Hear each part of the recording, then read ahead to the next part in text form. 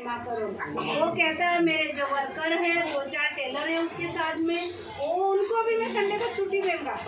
जाओ भाई जी लो अपनी जिंदगी। वो विश्वास में नहीं है, जो टेलर है उनके साथ में वो विश्वास में नहीं है। लेकिन मैंने देखा भाई, ये वचन से हम रोज नहीं उसके पास जाते हैं, आपके पास में आते हैं, घर पे आते हैं, मीटिंग में आते हैं, आपके पास हमेशा रहते हैं। उनके पास हम जाते नहीं। हमारे भाई 1 हफ्ता गए थे, वो भी 2-3 दिन उसके साथ में थे। लेकिन देखिए मैं सोचने लगी, भाई उनको कोई सिखाने वाला नहीं, ज़्यादा करके वो कौन से ही बातें करते, कौन से सीखता है वो, फिर भी उसका इतना विश्वास कि मैं संडे के दिन, अक्सर लोग बोलते हैं संडे के दिन सबसे ज़्यादा धंधा होता है। हालेलुया। मेरे उस भाई का मैं सच में आज मैं देखती हूँ ना, लोग यहाँ पर अपने लोग हैं वो प्रार्थना नहीं कर पाते। आज लोग यूपी में, बिहार में जो लोग हैं उतना अच्छा प्रार्थना करते हैं कि वो सुन के करते हैं, है ना। जूम पे आज हमारे नए पुराने भाई कोई नहीं है, लेकिन वो लोग रोज फोन करके सादा, वो जिनके पास मोबाइल जो बड़े स्क्रीन वाले मोबाइल है, वो सादा मोबाइल पे भी सुनते हैं, लेकिन उनकी भूख और प्यास है। और आज जितना प्रार्थना करेंगे कि वो 1 घंटा किसी को देंगे नहीं, 1 घंटा प्रार्थना करेंगे अगर उनको रोकेंगे नहीं तो, इतना अच्छा प्रार्थना। तो हम सबको कितना अच्छा प्रार्थना करना चाहिए। हालेलुया। ये मेरा विषय नहीं है कि निकल गए इसलिए, लेकिन सचमुच आज हमें प्रभु को पहला स्थान दें। अगर ये दुनिया हम छोड़ के जाएंगे ना, कुछ नहीं लेके जाएंगे, हम खाली जाएंगे। अगर आपके पास वचन है तो परमेश्वर के पास जाओ, अगर वचन नहीं है तो, क्योंकि वचन के बिना हम परमेश्वर के पास नहीं जा सकते। तो परमेश्वर कहता है मार्ग, सत्य और जीवन में हूँ, जो मेरे पास आएगा वही पिता के पास जाएगा। आज यीशु हमारा मार्ग है, यीशु को विश्वास करके उसके मार्ग पर चलिए, उसके वचनों को सीखिए, उसकी आज्ञा पर चलिए। उपवास रहती, अक्सर उपवास रहती कि प्रभु मैं अक्सर मैं आपके मार्गों में चल सकूं, जब भी मैं दुनिया छोड़ के जाऊँ तो मैं आपके पास आऊँ। हालेलुया। मेरे पास बहुत ही कम समय है, क्योंकि आधा घंटा, लेकिन शायद आधा घंटा हो चुका, मैं थोड़े में ख़त्म करूँगी। तो देखिए यीशु के पास जब शैतान कहता है कि सारे वैभव को मैं तुझे दूंगा, मुझे प्रणाम कर, है ना, मेरे सामने झुक, तभी यीशु क्या कहता है, तू प्रभु अपने परमेश्वर को प्रणाम कर और केवल उसी की उपासना कर। हालेलुया। शैतान को सब वचन मालूम है, क्योंकि शैतान तो ऊपर से क्या है, वो यीशु के पास ही रहते थे, लेकिन कपट के कारण वो नीचे आ गए। हालेलुया। फिर भी वो वचन लेके किसके पास पहुंचा, यीशु के पास। वो यीशु के पास आता है तो आपके पास भी आता है। हालेलुया। इसलिए प्रार्थना में, आराधना में, वचन में रहिए, ताकि आपके वचन जो उपवास है वो व्यर्थ न हो जाए, बीच में टूट न जाए। इसलिए आपको उपवास में रहना है। उपवास रहते हैं तो सचमुच हमें प्रार्थना करना है, अपने आप को जागना है। हालेलुया। हम फटाफट वचन पढ़ेंगे। 6 अध्याय, मत्ती का 6 अध्याय, उपवास 16 वचन। हाँ पढ़ो, कौन पढ़ा? जब तुम उपवास करो तो कपटियों के समान तुम्हारे मुंह पर उदासी न छाई रहे, क्योंकि वह अपना मुंह बनाए रहते हैं ताकि लोग उन्हें उपवासी जाने। मैं तुमसे सच कहता हूँ कि वे अपना प्रतिफल पा चुके। परंतु जब तुम उपवास करो तो अपने सिर पर तेल मल और मुँह धो, ताकि लोग नहीं परंतु तेरा पिता जो गुप्त में है तुझे उपवासी जाने। इस दशा में तेरा पिता जो गुप्त में है देखता है, तुझे प्रतिफल देगा। हालेलुया। तो देखिए सचमुच हमें उपवास रहना है तो गुप्त में रहना है, जो हमारा परमेश्वर गुप्त में है उसको दिखाई दे, ताकि हम उसका फल मिले। हालेलुया। तो देखिए मैं 18 वचन पढ़ूंगी डायरेक्ट। ताकि लोग नहीं परंतु तेरा पिता जो गुप्त में है तुझे उपवास जाने। इस दशा में तेरा पिता जो गुप्त में देखता है तुझे प्रतिफल दे। हालेलुया। हालेलुया। तो हमें सच में गुप्त में उपवास रखना है, हमें अपने आप को जांचना है, अपने मन को तैयार करना है और उपवास में रहते हैं अपने बाल को झाड़िए, मुंह को धोइए और फ्रेश रहिए ताकि आप किसी के बीच में खड़े हो उपवास में न जाने। हमारा केवल पिता जो गुप्त में उसको दिखाई दे। हालेलुया। हालेलुया। तो हमें इसी तरह उपवास रखना है और एक में हम वचन पढ़ेंगे और उसके बाद खत्म करेंगे। जीसस यशायाह का 58 का 6।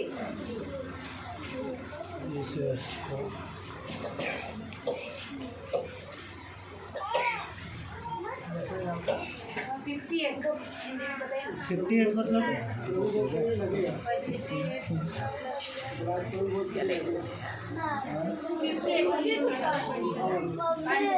अंठावन हिंदी में।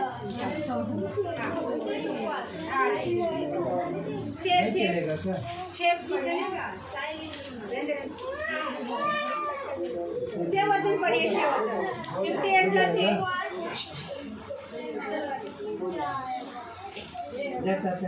जिस उपवास से मैं प्रसन्न होता हूँ वह क्या यह नहीं कि अन्याय से बनाए हुए दासों और अंधेर स्नेह सहने वालों का जुआ तोड़कर उसको छुड़ा लेना और सब जुओं को टुकड़े टुकड़े कर देना। क्या वह यह नहीं है कि अपनी रोटी भूखों को बांट देना, अनाथ और मारे मारे फिरते हुओं को अपने घर ले आना, किसी को नंगा देखकर वस्त्र पहनाना और अपने जाति भाइयों से अपने को न छिपाना। हालेलुया। हालेलुया।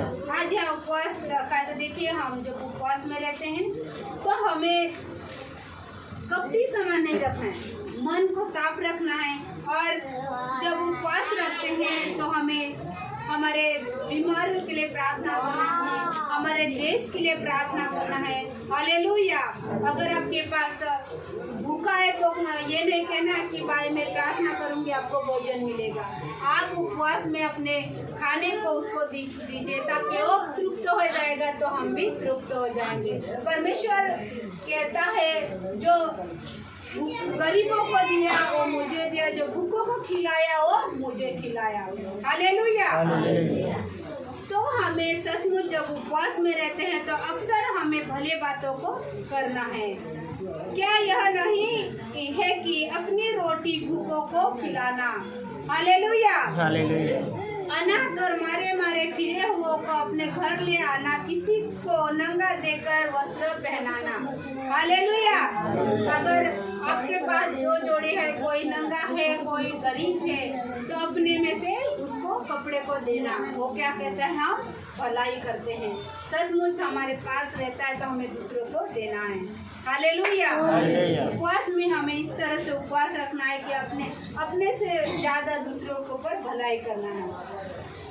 तो सचमुच परमेश्वर हमारा बहुत ही अच्छा है। आज उपवास में है तो हमें प्रार्थना में रहना है, वचन में रहना है और परमेश्वर के वचनों को बांटना है। हालेलुया। जब हम दासों को देखेंगे, पौलुस एक दास है परमेश्वर का, वो पहले लोगों को सताता था। हालेलुया। हमने पत्रस में पढ़ा होगा, पौलुस नामक एक दास था है, वो लोगों को, विश्वासु लोगों को सताता था, उसको बंदीगृह में डालता था। और ऐसे ही एक देश में, एक राज्य में वो जा रहा था विश्वासी लोगों को बंदी करने के लिए। तभी वो रास्ते में चल रहा था, तब तक परमेश्वर का दर्शन उसको हुआ। क्या हुआ? परमेश्वर का दर्शन हुआ। और जब पौलुस उसको परमेश्वर का दर्शन हुआ तो परमेश्वर ने कहा, हे पौलुस तू मुझे क्यों सता रहे हो। हालेलुया। देखिए वो तो हम लोगों को सता था ना, तो उसको बोलना चाहिए था परमेश्वर को, लोगों को क्यों सता रहे हो। परमेश्वर को क्या बोलना चाहिए था, लोगों को क्यों सता रहे हो।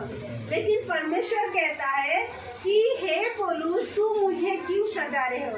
अभी पौलुस को तो मालूम है, उसको ये पता था मैं लोगों को सता रहा हूँ, ये नहीं पता था मैं परमेश्वर को सता रहा हूँ। पता था नहीं।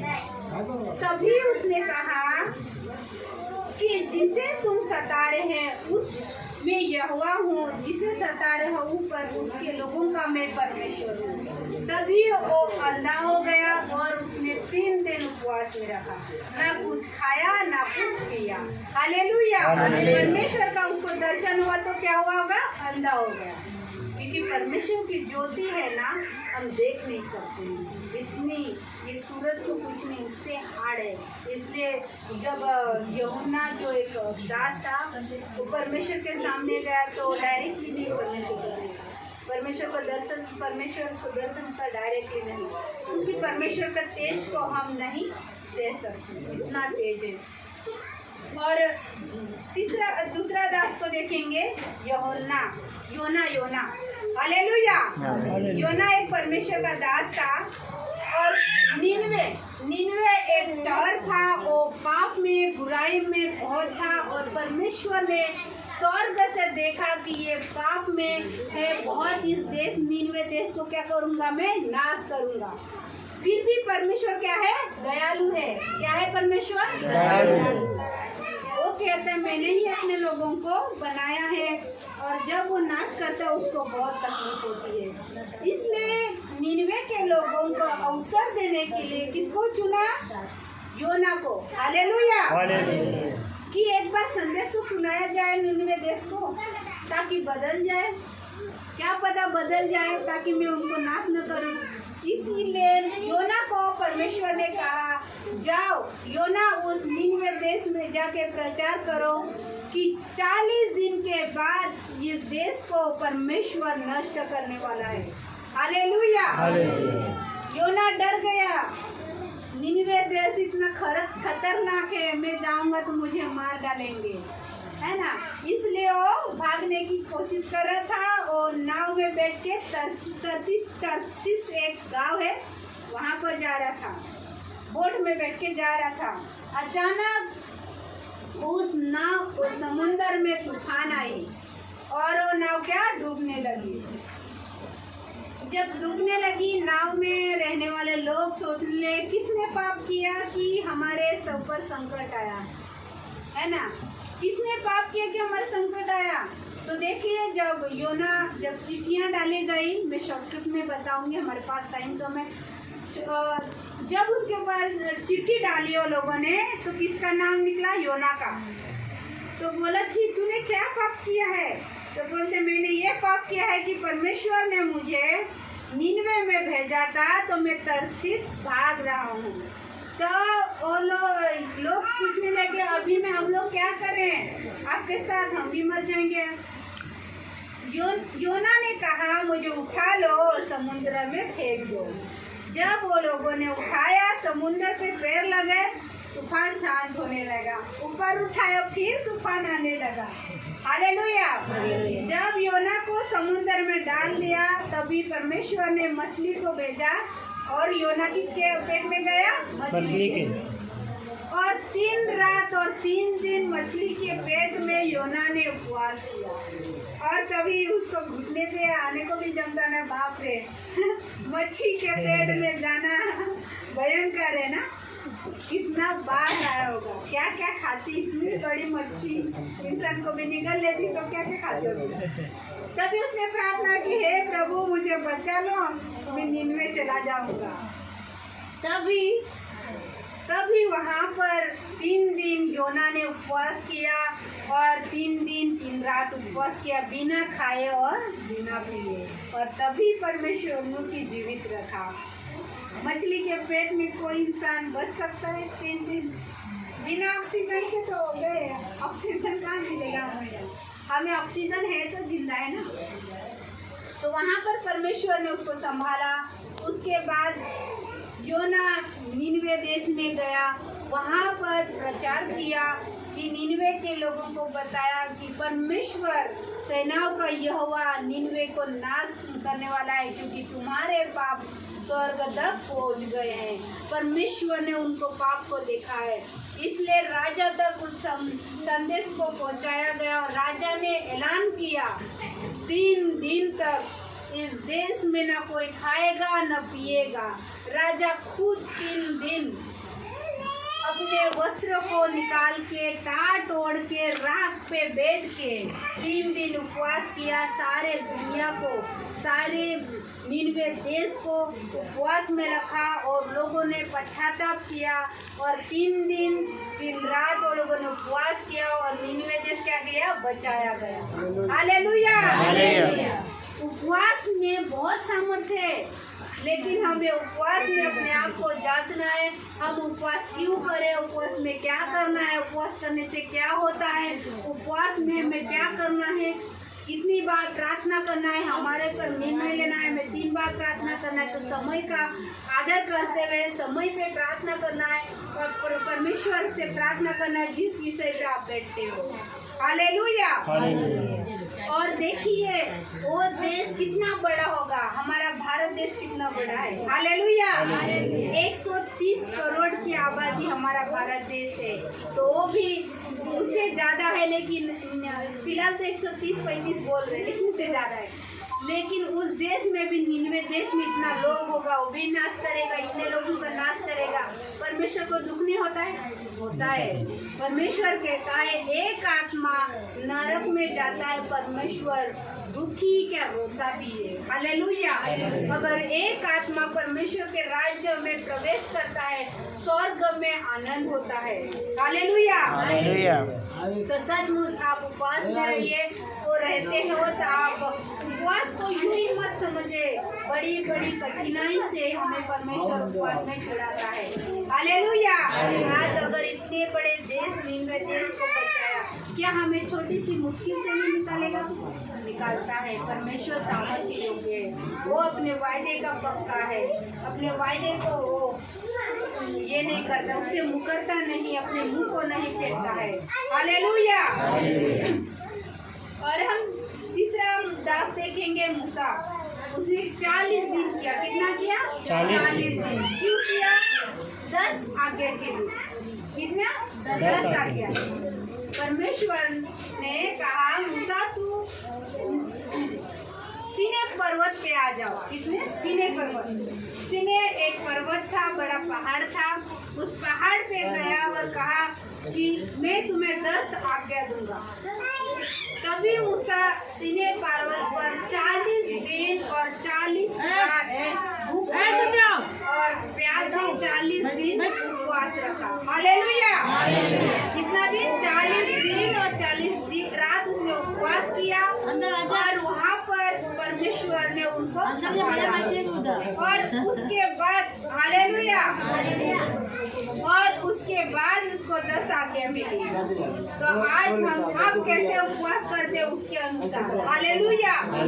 अगर आप 40 दिन उपवास, 40 दिन नहीं, आज आने वाले दिनों में मार्च में क्रिश्चियन लोगों का 40 दिन का उपवास रहता है, वो शाकाहारी रहता है। मांसाहारी नहीं, वो दिन भर उपवास करते हैं, शाम को दाल भात शाकाहारी खाते हैं। तो 40 दिन का उपवास करने की कोई जरूरत नहीं। हालेलुया। आप एक दिन बड़ी कोई भी कठिन बात हो, एक दिन भी उपवास रखोगे तो आपको छुटकारा, जो भी बात है आपको पूरी हो जाएगी। आज निनवे देश इतना बड़ा शहर, वो लोगों ने 40 दिन उपवास करना चाहिए था ना, लेकिन कितना दिन किया? 3 दिन। 3 दिन उपवास किया और उसके देश को बचाया। तो हमें 40 दिन करने की क्या जरूरत है? हमें जितना कम करोगे अच्छी बात है। 10 दिन करो, 10 दिन से ज़्यादा तो नहीं करोगे तो अच्छी बात है, क्योंकि 10 दिन खाने की काम नहीं है। उपवास है ना, खाने की काम नहीं है। किसी की अच्छा भी होता, उसके बाद विपरीत आपको संकट आएगा, तो संकट से बचने के लिए कुछ होना चाहिए ना आपके पास। आप कैसे बच सकते हो? अगर आप उपवास में हो, आपके पास संकट आया है, आपके पास परिस्थिति आई है। हम लोग आजू बाजू में 1000 लोग रहते हैं अविश्वास में, एक विश्वासु घर है, 1000 लोग, 1000 लोगों में कितने लोगों के साथ में हम लोग का क्या होता है? उपवास में क्या होता है? क्या हम स्थिर हैं? क्या हम नम्र हैं? क्या हम समझ रहे हैं ये हमें क्यों बोल रहे हैं? हम उपवास में हैं और हमारे पास कोई आया, हमारे पास गाली दिया, कुछ बोल दिया, तो हमें भूल जाएंगे भाई हम उपवास में हैं, है ना? हम लड़ने लगेंगे कि हम भूल जाते हैं भाई सामने वाला गाली मारा है, हमसे झगड़ा के हम छोड़ेंगे, ये भूल हम लोग उपवास में है, परमेश्वर ने कहा है जब उपवास में रहते हो तो नम्र बनो, शांत रहो, मन को साफ करो। इसको भूल जाएंगे हम लोग, विश्वासु लोग, और क्या करेंगे, लड़ने लगेंगे, तो हमारा उपवास व्यर्थ हो जाता है। इसलिए आप थोड़ा ही उपवास रखिए, लेकिन मन साफ करके रखिए, अपने आप को जांच के रखिए, ताकि उपवास का फल तुम्हें मिले। हमने मत्ती में 6 में 18 में पढ़ा ना कि आप उपवास रखते हो तो कौन देखते हमारा जो गुप्त परमेश्वर हमारे उपवास को देख के क्या दे, हमें फल दे, प्रतिफल दे। हाँ, तो हमें ऐसा उपवास रखना है। हालेलुया,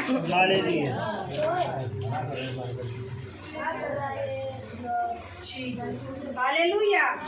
तो हमारे उपवास को ऐसे रखना है, हमारे उपवास को गुप्त रखना है, हमारे उपवास को ध्यान देना है। हमें अक्सर हमें प्रार्थना में जरूर रहना है। आप उपवास में रहते हो, प्रार्थना में रखिए, वचन में। अविश्वास से संगति जितना कम रखोगे उतना आप उपवास में सुरक्षित हो। अगर हम लोग तो बहुत चपड़ बोलते हम उपवास में भूल जाएंगे, उपवास है हम क्या क्या पता नहीं, यहाँ से लेके गाँव तक पहुँच जाएंगे, है ना। फिर क्या लाभ, उपवास से क्या लाभ, बुराई करेंगे, हम दुनिया की बातें कहेंगे, तो हमारा उपवास का, हम संसार के नहीं हैं। आज हम संसार के हैं क्या? परमेश्वर कहता है तुम संसार के नहीं हो, तुम संसार से अलग किए हो लोग हो, तो तुम्हें कैसा रहना है, परमेश्वर के जैसा। संसार से मैंने तुम्हें चुन लिया। हाँ, तो परमेश्वर के, अभी परमेश्वर के स्वभाव आपको पता है ना। परमेश्वर कहता प्रेम, आनंद, शांति, धीरज, कृपा, भलाई, विश्वास, नम्रता और संयम। इन बातों में हमें अटल रहना है, इन बातों को हमें समझना है। परमेश्वर, अगर आपके पास संकट आया, कोई गाली मारे तो नम्र रहोगे? नम्र, बाप रे, बहुत कठिन है। मुंह को बंद रखना कठिन है ना। नम्र की बात छोड़ो, लेकिन नहीं, आज हमें सीखना है। हाँ, हम संसार में रहते हैं, हमें संसार में चलना भी है, उनके साथ भी रहना है, ऐसा नहीं है क्योंकि हम संसार में हैं। परमेश्वर भी संसार में रहा है ना, परमेश्वर रहा कि नहीं? 33.5 साल परमेश्वर लोगों के बीच में रहा, मनुष्य बन के रहा, लेकिन नम्रता के साथ उचित बातों को बोला। कहाँ पर भी हमारे जैसे चपड़ सारे संसार में लोग उसके प्यारे बन गए, यीशु प्यारा बन गया लोगों का। तो कैसा वो नम्र था, इसलिए प्यारा बन गया। उसका स्वभाव अलग था, उसके अंदर प्रेम था, भलाई की अच्छी बातों उसके अंदर सब अच्छी बात थी, इसलिए वो परमेश्वर लोगों का प्यारा बन गया। आज हमारा भी परमेश्वर प्यारा है ना, क्योंकि हमारे बीच में अच्छे काम करता है, हमारे अंदर के रोग दूर करता है, हमें अच्छा करता है, चंगाई देता है, शांति देता है, छुटकारा देता है। फिर भी हम प्रभु को 2 घंटा देने में, अरे नहीं भाई मेरा काम है, मैं जा रहा हूँ। हालेलुया। अक्सर अगर आपका काम नहीं हो रहा है तो परमेश्वर का स्थान परमेश्वर को दो, आपका काम पहले हो जाएगा। हालेलुया। हम अक्सर अपने परमेश्वर के समय में अपना काम करते हैं, हमारा अच्छा काम के बले बिगड़ जाता है। परमेश्वर का समय शैतान ने चुरा लिया तो क्या होगा, है ना? तो जरूर हमारे सचमुच हम अपने हमारे फैमिली में हम हमेशा अपने फैमिली लोग अगर मेहमान आते हैं उनको भी साथ में लेके चलते, चलो भाई सबक देते, हमारे बच्चों के साथ हम मिल के परमेश्वर की महिमा करते। यहोशू कहता है मैं अपने मेरे घराना मिल के परमेश्वर की महिमा करें। तो आज हम भी अपने पूरे घराने मिल के परमेश्वर की महिमा करना है। तो उपवास में सचमुच अपने आप को जांचिए, प्रार्थना में रहिए, वचन में रहिए, तो वचन का आपको फल मिलेगा। हालेलुया। हमने दासों को देखा, योना को देखा, पौलुस को देखा, मूसा को देखा, ये लोगों ने उपवास किए, उनका फल उनको मिला। हालेलुया। और इन्हें बहुत खूबसूरती से अभी देखिए कि उसका उपवास में रहे, उनका मन परिवर्तन होगा। पौलुस का उसने लोगों को सताए के बिना लोगों को बचाने वाला बन गया। हालेलुया। आज हमें लोगों को बचाने वाला बनना है। हालेलुया। उपवास अक्सर रहिए अपनी फैमिली के लिए, अपनी कलीसिया के लोगों के लिए, अपने लिए, जरूर अपने लिए भी रखिए। हालेलुया।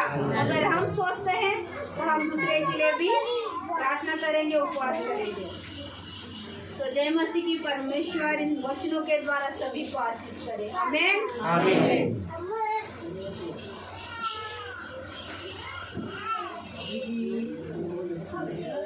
जय मसीह की। जय मसीह की।